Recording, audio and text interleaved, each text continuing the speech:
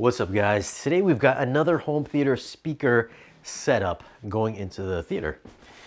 It's the PSB Alpha series of home theater speakers.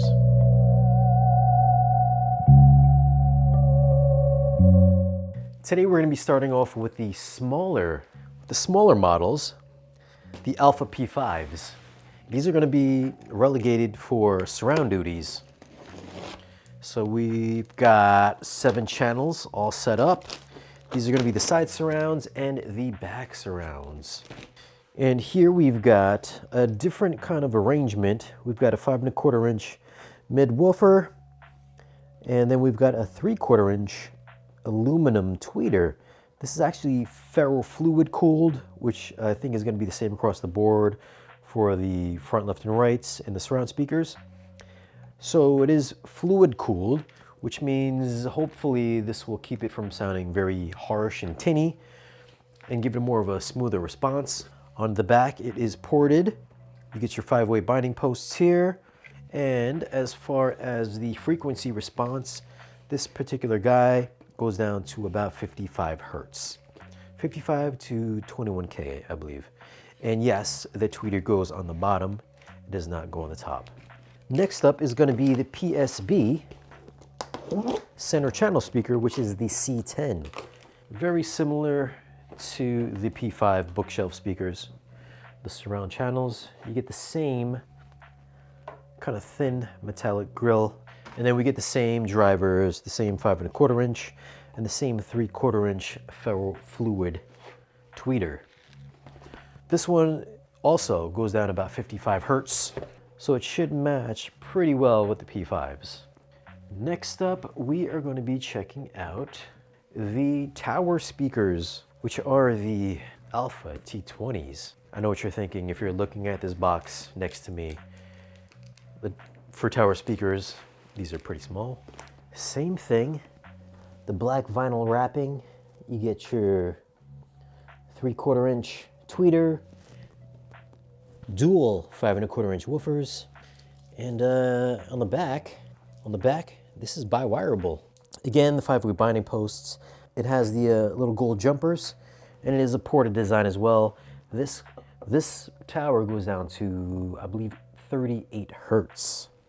Very space conservative. Like if you've got an apartment or something like that, this little mini tower could be something that would work very well for you. And last but not least, the PSB subwoofer, the S10. Not a gigantic subwoofer, but it's got a little heft to it. Same thing, it's got the same kind of a very thin grill. And there we have it. We've got the 10-inch driver. The response for this subwoofer goes down to 28 hertz. I've got 2 of these in, so I'm gonna put one in the front of the theater, one in the back of the theater. On the back, you can see it's got a slot port, so it is a ported design. Inputs, no XLRs, but we've got some RCA inputs, unbalanced RCAs. We've got a USB in. There is the volume control, crossover, which is variable. Phase, either 0 or 180. That's not variable, it's one or the other. For power, we've got either auto or on. There's no off. I usually keep it on all the time because I always like to keep it going, because sometimes when you're watching a movie, sometimes you can hear it click. You can hear the amp turn on your subwoofer. That always kind of bothers me. So I just keep mine on all the time. For setup, these are going to be hooked up to a Trinnov Altitude and powered by a pair of Macintosh amps. I'm going to be playing demos off of a Zapiti media player and an Apple TV. The speakers will be in my dedicated theater with one subwoofer in the front left corner and the second sub in the rear opposite corner. This placement's going to give me the best results with these particular subs. I'm also turning off any room correction and letting the speakers and the subs do their own thing and making adjustments on the subwoofers themselves. On each demo, I'm going to run it once with the subwoofers active and a second time with no subwoofer and just letting the speakers all run full range so we can hear how dynamic they are on their own. Of course, these demos are going to sound a lot different in person. If you want to know how they sound for 2-channel, you can find a dozen of 2-channel reviews on YouTube. This video is strictly for home theater. Now, since this is a 7-channel setup, I'm only going to be playing demos with 7.1 mixes.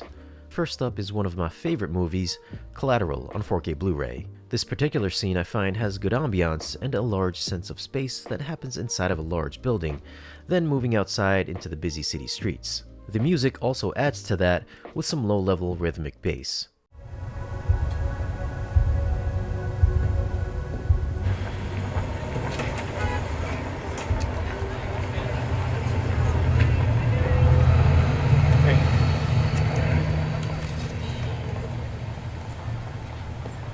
Whoa. Hey, yeah, come on, man, I'm sorry. So the soundstage was lower than what I'm used to hearing, you know, height-wise. I mean, this was really no surprise given the tweeters are much lower than my ears when I'm sitting down, although they were almost perfectly aligned with the center channel. I did prop the center channel up using some isoacoustic apparatus stands, tilting the center upwards. I tilted the T20s up as well, aiming the tweeters towards my ears by adjusting the spikes, which did help a little. That being said, in a comparison to my normal speakers, I did find spatial qualities to be very similar. It's very easy to hear how large and reverberant the almost empty building was.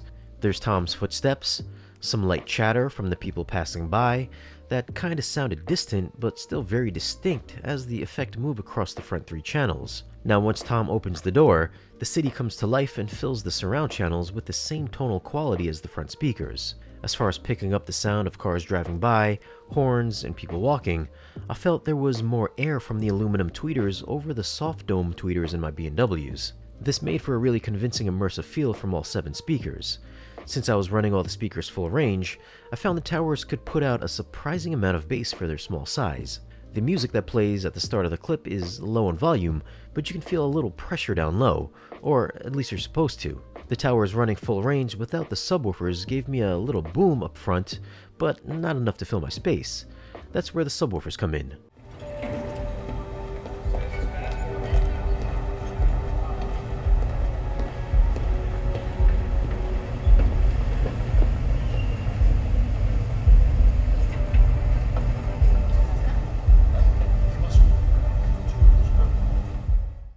I crossed everything over at 80 Hz, and I got a much more even distribution of bass in my entire theater. Not that the towers are slouches, but for a movie soundtrack, you gotta have some subs. And both S10 subwoofers picked up and delivered the low frequencies in this particular scene. The next demo I listened to was the beginning of Maze Runner. Just like the Collateral clip where it was subtle yet atmospheric in all the speakers, the start of Maze Runner is the same way, just a notch more aggressive.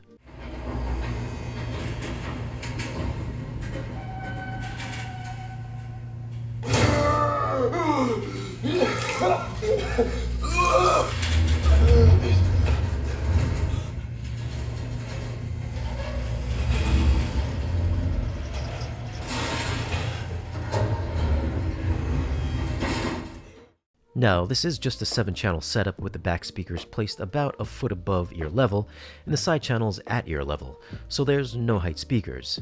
I find with some good placement and some good speakers, the effect in this scene should sound like you're in an elevator with the pulley cables making noises above your head. With the P5s as surrounds and in full range, these little guys will throw out a pretty realistic phantom height image.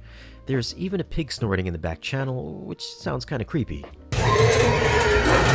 All the speakers working in tandem make you feel like you're in this rickety caged elevator, and the effects match perfectly between all 7 channels.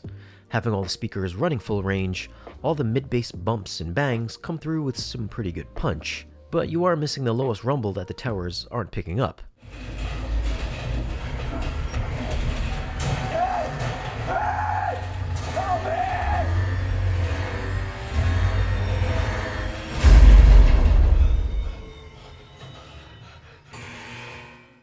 Putting the subwoofers back in actually makes the scene seem more claustrophobic, since the bass is tightened up and those bumps and bangs are coming in at you quicker. You're also feeling the elevator rumble in your seats, so adding the subwoofers is, once again, a must-have. The bookshelves do a proper job for surround duty and have some good mid-bass presence. They're also detailed and airy. We know the towers have plenty of bass for the small size, so let's give the subwoofers more to do and throw in Underwater.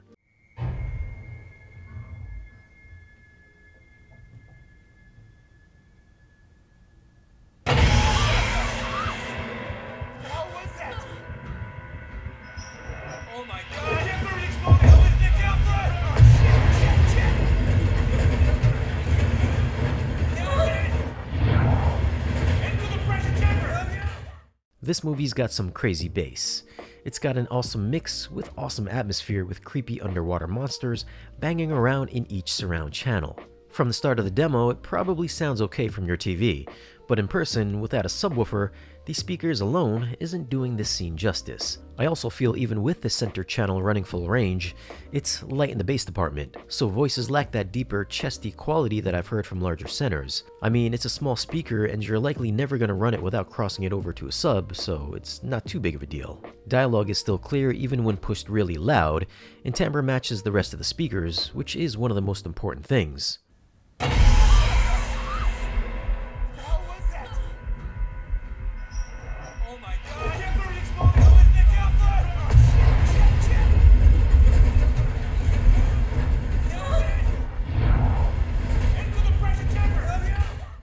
Now, both these subs will do a fantastic job for this movie. There's a lot of output down to 30 Hz when the explosion goes off, which will shake the pictures off your walls, and those bumps against the outside of the container, as I mentioned earlier, has some great tactile response. That's one of the good things about these smaller subs, is that they're really punchy.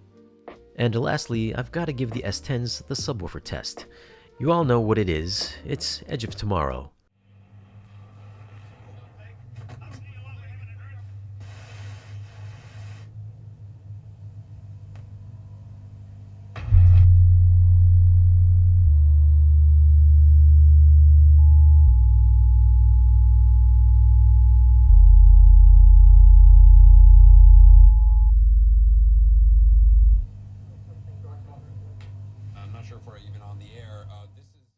No surprise really, these guys aren't going in for sonic.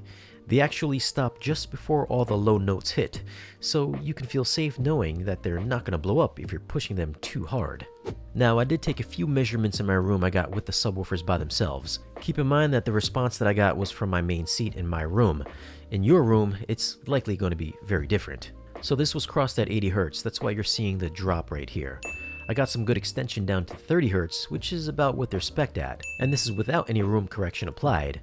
I could definitely smooth this out with a couple tweaks in the processor, but still, this is some solid performance with these subs, especially at this price point. At the time of this video, the S10 subwoofer is $549 each, the T20s are $649 a pair, the C10 center is $349, and the P5 bookshelves are $399. You can pick any configuration of speakers and subwoofers, and I think you'll find they all have a matching tonal balance that's going to give you a seamless surround sound experience. When a car travels from back to front, left to right, it's all going to sound the same. The only issue that I had personally in my space was the height of the tower speakers. Soundstage was about 1.5 feet lower than what I'm used to. If you could raise the speakers up higher, or if you're sitting further away from the speakers, then maybe you can mitigate the shortage on height. As I had mentioned earlier, I found the center channel lacking the chesty presence coming from a larger speaker, so if someone was talking in the left speaker then moved over to the center, that person would sound deeper in the left, then sound lighter in the center. So it isn't a perfect match. In comparison, my everyday speakers are all identical in all 11 locations, so I'm used to a particular sound. That's the only reason I'm pointing out this mismatch, but I'm sure for most folks, they probably won't even notice. I do feel the T20 towers are surprisingly robust sounding for being so small, and if your space isn't that big, you might even be able to use just the towers alone without a subwoofer. That's how good the bass is. They sound much bigger than what they are. And the same goes for the P5 bookshelves. When I was running everything full range, gunshots and explosions sounded forceful from the surround channels, so those little guys have some excellent mid-bass. Detail across the board was impressively airy and never sounded ear-piercing when I was listening above my normal levels. I'd say the speakers are neutral with a slight emphasis on the high end. They're not bright, but just right. I kind of did prefer the amount of upper end detail from the Alphas over my B&Ws. I mean, you could buy 2 pairs of towers for the price of one of my bookshelves. That's pretty impressive. I think if you're looking to get into home theater and you don't want to spend a ton of money, or maybe you just want to get away from the speakers you have now and want to try something new, I think the Alphas should be something you'd want to look into. You know, I feel like not enough folks mention PSB when talking about home theater, and it's a shame because these definitely sound more natural than some of the other popular mass brands out there, but those are just my thoughts. So how do you feel about PSB speakers? Have you heard a PSB home theater setup? If so, leave a comment and let us know. As always guys, thanks for watching. Be sure to like, share, and subscribe, and we'll see you guys again in the next video.